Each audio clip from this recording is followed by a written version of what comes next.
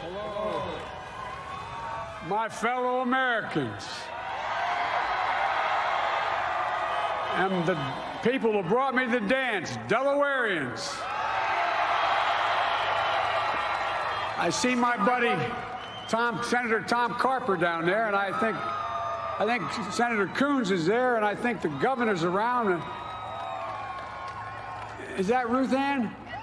And that former Governor Ruth Ann Minner. Most importantly, my sisters-in-law and my sister Valerie. Anyway. Folks, the people of this nation have spoken.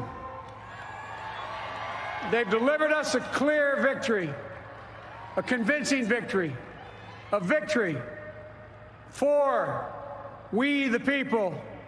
We've won with the most votes ever cast on a presidential ticket in the history of the nation.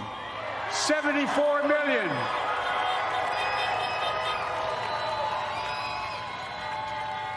What I must admit has surprised me. Tonight, we're seeing all over this nation, all cities and all parts of the country, indeed across the world, an outpouring of joy, of hope, renewed faith in tomorrow, bring a better day. And I'm humbled by the trust and confidence you've placed in me. I pledge to be a president who seeks not to divide, but unify, who doesn't see red states and blue states, only sees the United States, and work with all my heart, with the confidence of the whole people, to win the confidence of all of you. And for that is what America, I believe, is about. It's about people. And that's what our administration will be all about.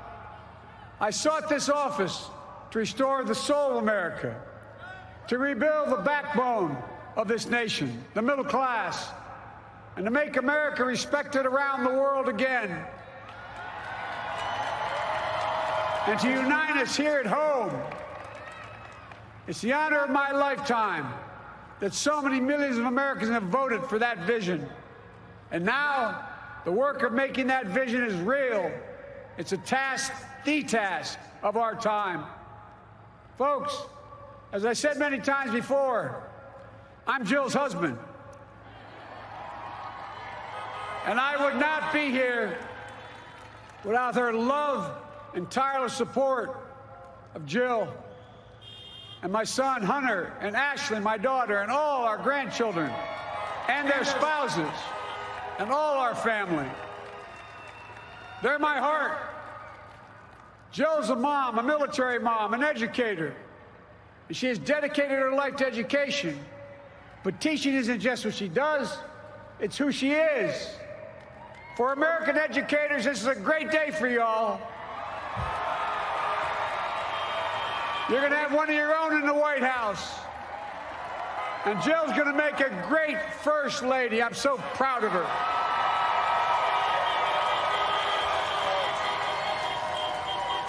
And I'll have the honor of serving with the fantastic Vice President who you just heard from, Kamala Harris, who makes history as the first woman, first black woman, the first woman from South Asian descent, the first daughter of an immigrant ever elected in this country. Don't tell me it's not possible in the United States. It's long overdue. And we're reminded tonight of those who fought so hard for so many years to make this happen. But once again, America's bent the arc of the moral universe more toward justice. Kamala, Doug, like it or not, your family, you become an honorary Biden, there's no way out. All those of you who volunteered and worked the polls in the middle of this pandemic, local elected officials, you deserve a special thanks from the entire nation. And to my campaign team and all the volunteers, and all who gave so much of themselves to make this moment possible, I owe you. I owe you. I owe you everything. And to all those who supported us, I'm proud of the campaign we built and ran. I'm proud of the coalition we put together, the broadest and most diverse coalition in history. Democrats, Republicans, independents, progressives, moderates, conservatives, young, old, urban, suburban, rural, gay, straight, transgender, white, Latino, Asian, Native American. I mean it, especially those moments, and especially for those moments when this campaign was at its lowest ebb. The African-American community stood up again for me. You've always had my back, and I'll have yours. I said at the outset, I wanted to represent this campaign to represent and look like America. We've done that. Now that's what I want the administration to look like and act like. For all those of you who voted for President Trump, I understand the disappointment tonight. I've lost a couple times myself, but now let's give each other a chance. It's time to put away the harsh rhetoric, lower the temperature, see each other again, listen to each other again. And to make progress, we have to stop treating our opponents as our enemies. They are not our enemies. They are Americans. They're Americans. The Bible tells us, to everything there is a season, a time to build, a time to reap and a time to sow, and a time to heal. This is the time to heal in America.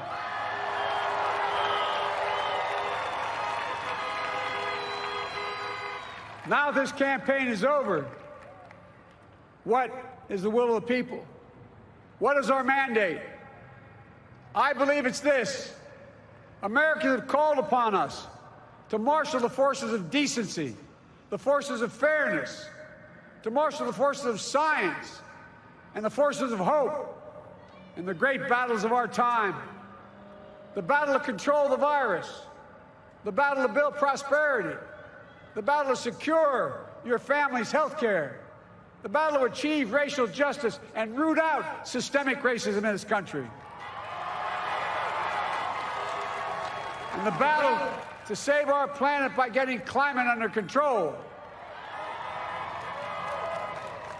the battle to restore decency, defend democracy, and give everybody in this country a fair shot. That's all they're asking for, a fair shot. Folks, our work begins with getting COVID under control. We cannot repair the economy, restore our vitality, or relish life's most precious moments, hugging our grandchildren, our children, our birthdays, weddings, graduations, all the moments that matter most to us until we get it under control. On Monday, I will name a group of leading scientists and experts as transition advisors to help take the Biden-Harris COVID plan and convert it into an action blueprint that will start on January the 20th, 2021. That plan will be built on bedrock science. It will be constructed out of compassion, empathy, and concern. I will spare no effort, none, or any commitment to turn around this pandemic. Folks, I'm a proud Democrat, but I will govern as an American president. I'll work as hard for those who didn't vote for me as those who did. Let this grim era of demonization in America begin to end here and now.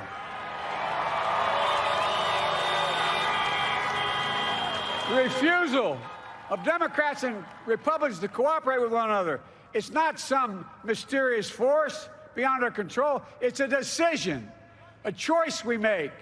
And if we can decide not to cooperate, then we can decide to cooperate. And I believe that this is part of the mandate given to us from the American people. They want us to cooperate in their interest. And that's the choice I'll make. And I'll call on Congress, Democrats and Republicans alike, to make that choice with me. The American story is about slow yet steadily widening the opportunities in America. And make no mistake, too many dreams have been deferred for too long. We must make the promise of the country real for everybody, no matter their race, their ethnicity, their faith, their identity, or their disability. Folks, America has always been shaped by inflection points, by moments in time where we've made hard decisions about who we are and what we want to be. Lincoln in 1860, coming to save the Union. FDR in 1932, promising a beleaguered country a new deal. JFK in 1960, pledging a new frontier. And 12 years ago, when Barack Obama made history, he told us, yes, we can. Well, folks, we stand at an inflection point. We have an opportunity to defeat despair, to build a nation of prosperity and purpose. We can do it. I know we can. I've long talked about the battle for the soul of America. We must restore the soul of America. Our nation is shaped by the constant battle between our better angels and our darkest impulses. And what presidents say in this battle matters. It's time for our better angels to prevail. Tonight, the whole world is watching America. And I believe at our best, America is a beacon for the globe. We will lead not only by the example of our power, but by the power of our example. I've always believed, many of you heard me say it, I've always believed we can define America in one word: possibilities. That, in America, everyone should be given an opportunity to go as far as their dreams and God-given ability will take them. You see, I believe in the possibilities of this country. We're always looking ahead to an America that's freer and more just, ahead to an America that creates jobs with dignity and respect, ahead of America that cures diseases like cancer and Alzheimer's, ahead to an America that never leaves anyone behind, ahead of America that never gives up, never gives in. This is a great nation. It's always been a bad bet to bet against America. We're a good people. This is the United States of America, and there's never been anything we've been not able to do when we've done it together. Folks, in the last days of the campaign, I began thinking about a hymn that means a lot to me and my family, particularly my deceased son, Bo.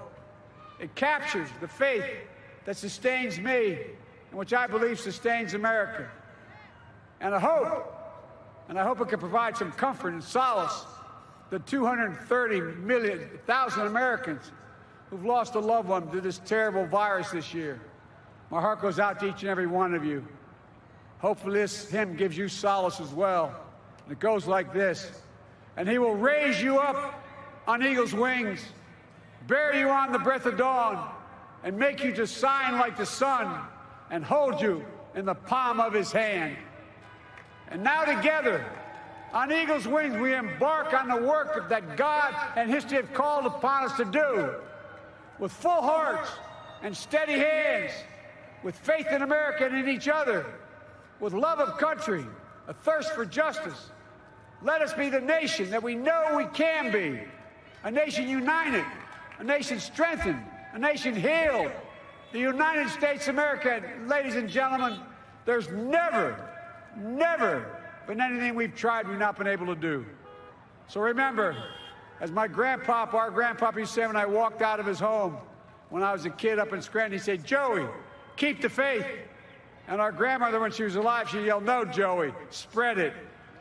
Spread the faith. God love you all.